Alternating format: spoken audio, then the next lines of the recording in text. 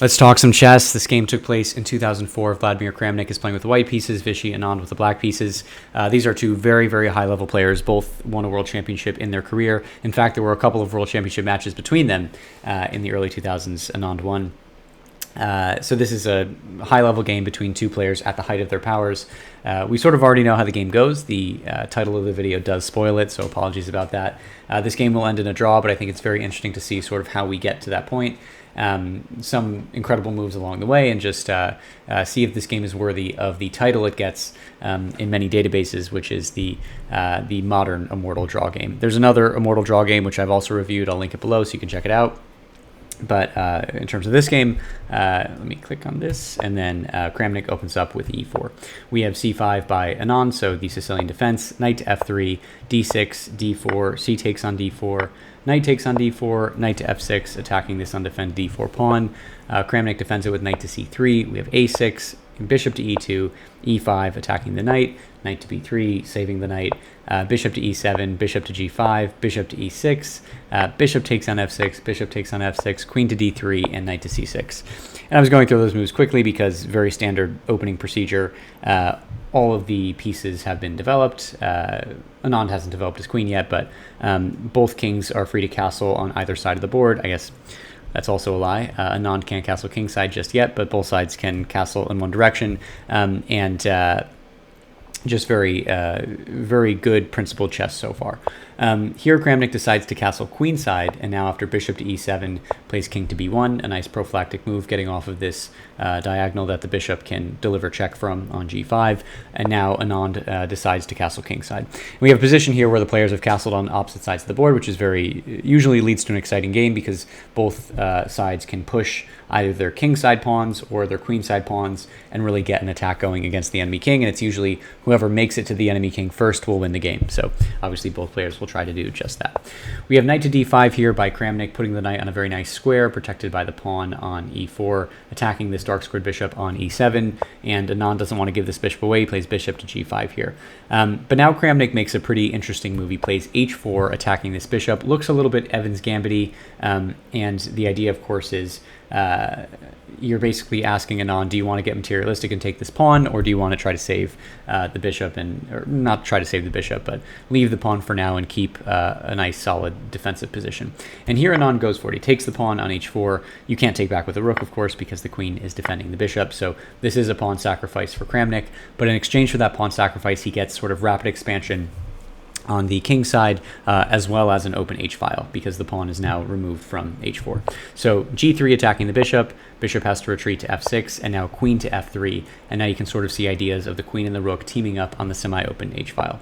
So bishop back to g5, you don't want the knight and the queen sort of eyeing this bishop here on f6, so bishop to g5, and now queen to h5, and now Kramnik is threatening checkmate in one move. If it's his move, he just plays queen takes on h7, and this is checkmate. So Anand defends with h6, blocking the queen. We have f4 now from Kramnik attacking this bishop on g5. The bishop moves again to f6, and now knight to d2 by Kramnik, preparing to put the knight on e4 in case Anand decides to trade. Now this e4 square is open for the knight to attack this bishop on f6. Anand does not trade. He plays knight to d4, which attacks the bishop on e2, so Kramnik moves it away to c4, and now Anand plays rook to c8. And in the last couple of moves, literally the last couple of moves, you can sort of see how Anand is getting his own pieces in an attacking position. The knight is threatening the c2 pawn, the rook is in the semi-open c-file, and trying to get an attack of his own, while on the other side of the board, Kramnik's pieces are in a very good attacking position. So the tension is building on both sides of the board simultaneously. Here we have c3 by Kramnik, ignoring the rook that's attacking this bishop on c4. If you take, then just pawn takes knight, and you can continue on totally fine. Anand wants to keep his knight on d4. It's a very good knight, so he plays knight to b5, rerouting the piece, and now f5 by Kramnik. Probably a move you've wanted to see for the last couple of moves because it's awesome to push a pawn and attack this bishop and sort of force a trade or a retreat. Anand goes for a trade, bishop takes on d5, bishop takes on d5, and now with Kramnik's bishop on d5, this pawn on f7 is pinned to the king, so it's starting to get very tense in Anand's camp here on the king side. Oh man, I spoiled it. Okay, pretend you didn't see that. Okay, so dang. Okay, let's just maybe we went too fast. I'm just going to assume that I went too fast and you didn't see the next move. This is the move that Anand finds that really takes this game to the next level. So far, we've had very principled chess on both sides, but this is the first move that indicates that this will be a special game in history. So see if you can find this move while I give you a couple of seconds.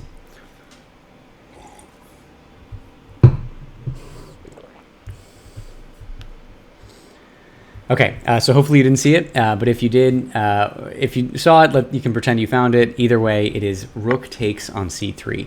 A really aggressive move, getting the rook on the third rank, but obviously you're sacrificing the rook to the pawn. The question here is, can you capture this rook? Can you accept the sacrifice? Let's see what happens if you do. So pawn takes on c3, but now you get knight takes on c3 with check, and all of a sudden, all of Kramnik's defenses are gone. The pawns have been eliminated. King moves to c2, but now knight takes on d5, pawn takes, and now queen to a5, getting the queen in behind the position and getting an attack going. So even though Kramnik is up a rook, Anand has all the initiative. King has to run to d3, bishop to g5, and now this is an incredibly powerful bishop. King to e2, rook to c8, getting on the open file, knight to e4, attacking the bishop, but now rook to c2, checking the king, king to f3, queen takes on a2, and in this position, Kramnik is certainly up a rook, but this is a very scary looking attack for Anand. You can imagine the knight really can't run away or can't capture the bishop on g5 because then, well, maybe it can. But anyways, this is a not a fun sort of position to try to play with white pieces. The king has one square to move to, and these are three very, very active pieces, and this would not go so well. I didn't finish the line, so apologies. I should have maybe played a couple more moves, but hopefully you can see how a queen and a rook on the second rank and a very safe king here on g8 is better for Anand. So long story short, you can't capture the rook with the pawn. Kramnik, of course, sees this and instead plays... I'm sorry, I went ahead of move. Kramnik, of course, sees this and instead plays an attacking move of his own, plays queen to g6. And this is a really exciting move as well because all of a sudden you can't take the queen with this pawn because the bishop is pinning the king. Sorry, the bishop is pinning the pawn to the king. You can't pin the king. The bishop is pinning the pawn to the king, so the pawn can't take. And now, well, we'll sort of see Kramnik's idea here as we continue. But now Anand plays a queen move of his own, queen to b6. And now the queen and the rook and the knight are very threatening themselves. But now Kramnik just, again, ignores these pieces that are sort of developing on the king side and plays rook takes on h6. So it's just like body blow after body blow, both sides of the board, both players ignoring the attack that the other player is, bringing and sending an attack of their own. So, all, just super, super attacking moves. And hopefully the threat here is very clear. You, of course, can't take the queen because it's pinned by the bishop. You can't take the rook because the pawn is pinned by the queen. And the threat here, if Anand makes a silly move, is queen to h7 with checkmate. So now see if you can find the one move that saves the game for Anand while I give you a couple of seconds.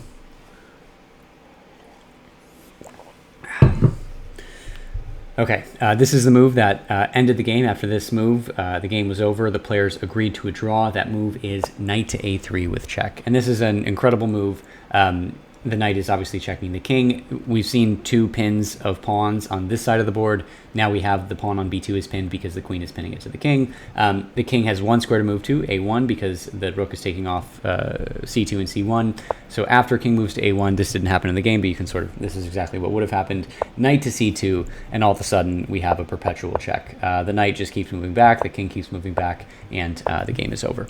And the game is a draw, essentially. And the point of this is that Anand doesn't have time to do anything else because there's no way to prevent queen to h7 with checkmate on the next move. These pawns obviously can't move. None of these pieces can defend the h7 square. If you try to move the rook away, maybe to give the king an escape route, then you just get not queen to h7 checkmate because the king can run away, but Instead, queen to f7 with checkmate, protected by the queen is protected by the bishop. The f7 square is no longer protected by a rook, and Kramnik's rook is guarding the h file. So there's no way for Anand to avoid this attack, so he has to go for this perpetual check, and just a really beautiful finish.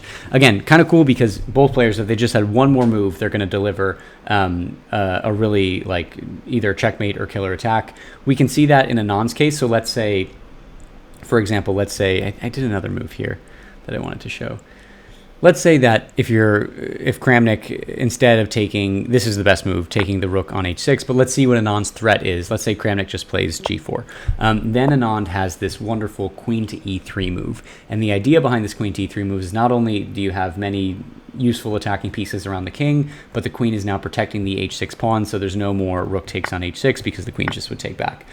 So here maybe queen to h5, rook to d3, knight runs away, rook check, rook blocks, now queen to e2, and now all of a sudden Kramnik's attack has completely petered out, and Anand has a very dangerous queen and knight and even rook coming into the game on the c file, and the game would be over in Anand's favor.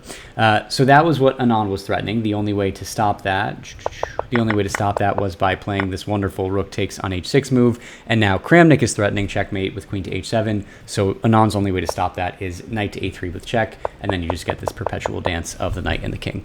So a really fun game, very elegantly played on both sides, very precise moves, and a really exciting finish, even though that wasn't a decisive result. But sometimes those are the most exciting games. I think that's a quote from some famous chess player. But in any case, thanks so much for watching. Drop a like, drop subscribe. Let me know of other games you'd like me to review, and we'll see you next time.